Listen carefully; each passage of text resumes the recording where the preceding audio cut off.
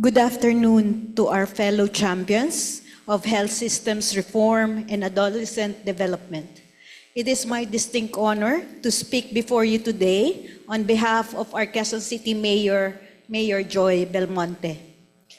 Quezon City stands as a center of the Philippine urban reality, complex, diverse, and bursting with both challenges and opportunities. With a population of over 3.1 or close to 3.2, including approximately 800,000 women of reproductive age, 700,000 households, and hundreds of thousands of adolescents, we serve a constituency that is larger than the several entire provinces. Our jurisdiction spans 142 barangays and 6 legislative districts covering 171.71 square meters, roughly half of the total land area of Metro Manila. This demographic and geographic magnitude makes us critical player in the national health agenda, but this also means that when we get systems wrong, people suffer in large numbers. Conversely, when we get systems right, we can inspire transformation far beyond our city's borders. And that is precisely why we are here today, to share how Quezon City turned a fragmented service environment into a responsive, adolescent-centered, and institutionally grounded system of care. Before our reforms, we faced a common yet deeply consequential problem: fragmentation. Adolescent health services were available but not necessarily accessible. Departments worked diligently but in silos. A teenager experiencing reproductive health concerns might visit a barangay office, get referred to a health center, but be advised to go to the Social Services Development Department with each handoff, vulnerable to delays, repetition, or complete disengagement. There were no clear mechanisms for case tracking, no shared definitions of urgency or sensitivity, and no integrated platform for cross-departmental support. Each agency held only one piece of the puzzle, and adolescents were left to navigate the disjointed pathways themselves, once while facing stigma, confusion, or fear. This lack of coordination was not merely an operational issue, it was a barrier to equity.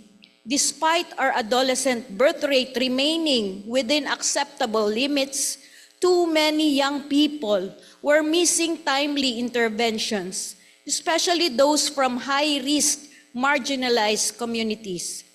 As a local government committed to include governance and public service excellence, we knew we had to respond, not with the band-aid programs, but with structural change.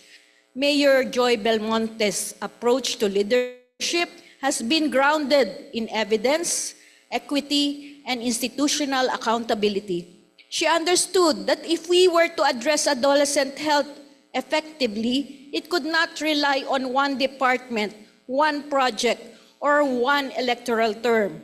In 2021, she championed, enacted Ordinance Number 3128 Series of 2021, a comprehensive law institutionalizing the prevention programs to address adolescent pregnancy in Quezon City.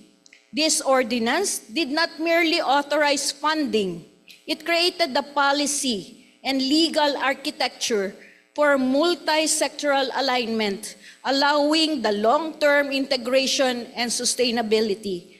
Under this ordinance, Quezon City government committed itself to implementing the Information and Service Delivery Network for Adolescent Health and Development, or ISDN for AHD, a model we customized and rebranded as the Quezon City Unified Services and Information Teen Network, or Quasi-Teen.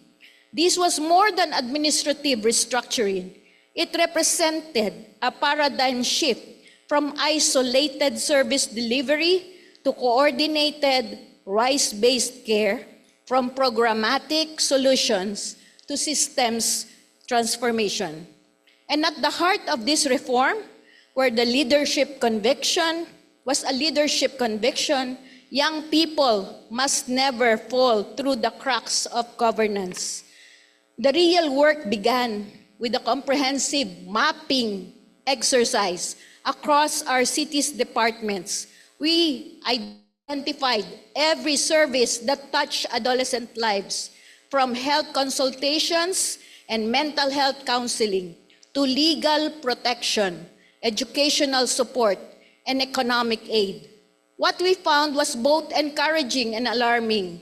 Encouraging because there were many programs available, alarming because they were often disconnected and duplicative.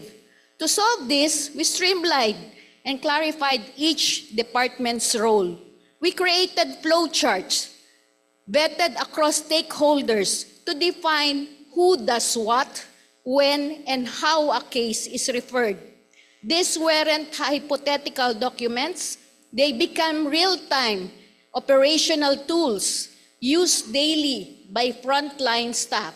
In partnership with the Challenge Initiative and the Population Program Supervisors of the Quezon City Health Department, we rolled out a structured training program for ISDN frontliners. These frontliners include health workers, social workers, barangay council members, and guidance counselors, all of whom serve as the first points of contact for adolescents. The training modules were comprehensive. They covered the Adolescent Health Development Program framework, risk screening using the HEADS tool, referral pathways, and protocols across agencies, inclusivity and sensitivity training, including the discussions of SOGI, ESC, mental health, and active listening, and the data privacy, ethical service delivery, and trauma-informed care. Our goal was not only to create a referral network, but to build a community of practice among those who serve adolescents on the ground. Our transformation did not occur in a vacuum. It was enabled by three core drivers. One, political will and executive commitment. Mayor Belmonte did not treat adolescent health as an isolated agenda. She integrated it into the city's strategic plans, gender and development framework, and performance scorecards. Her support ensured cross-sectoral buy-in and sustained momentum. Number two, policy infrastructure. The ordinance and its implementing rules and regulations provided legal clarity and institutional stability. This protected the network from administrative turnover and budget uncertainty. Number three, strategic partnerships. We were not alone. TCI, community-based organizations, and adolescent advocates played key roles in co-developing tools, facilitating capacity building, and providing technical guidance. Through these enablers, what began as a concept evolved into a functioning citywide system that continues to adapt and improve. Today, the results are both quantitative and qualitative. Adolescent birth rates remain within the national targets despite population growth. Modern contraceptive uptake among teens is on the rise, indicating greater access and trust. Departments now collaborate instead of compete, and frontline workers have a clear roadmap for referrals and interventions. Most importantly, adolescents experience the system as unified, not as a maze of disconnected offices. We are also piloting digital referral tracking, enhancing data privacy protocols, and incorporating regular performance reviews and feedback mechanisms into the ISDN operations. This ensures that the system evolves based on actual user experience and frontline realities. This is what it means to shift from transactional to transformational governance. Quezon City's journey shows that the leadership is not just about launching new programs, it is about rebuilding systems from within. When we, as local governments, step up, not just with intent, but with infrastructure, we become proof that adolescent health is not a side issue.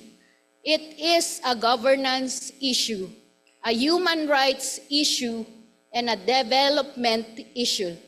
As Mayor Joy Belmonte often says, leadership is not about commanding action, it is about creating alignment and sustaining trust, especially among those we sworn to protect.